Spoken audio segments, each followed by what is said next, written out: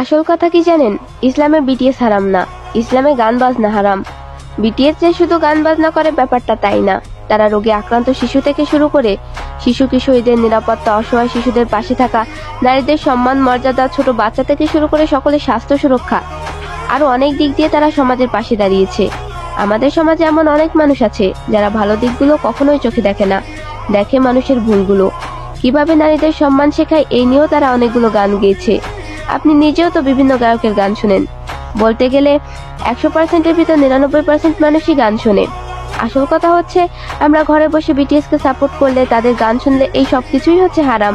আর যারা 10-12টা বয়ফ্রেন্ড নিয়ে ঘোরে, বয়ফ্রেন্ড এবং গার্লফ্রেন্ডকে নিয়ে পাটক্ষেত কাশবনে চক্কর দেয়, আর রাতে নূর ফাতেহা, মিয়া খলিফা, অটেলিয়া এদেরকে দেখে, এটা হচ্ছে খুব সওয়াবের কাজ, তাই না?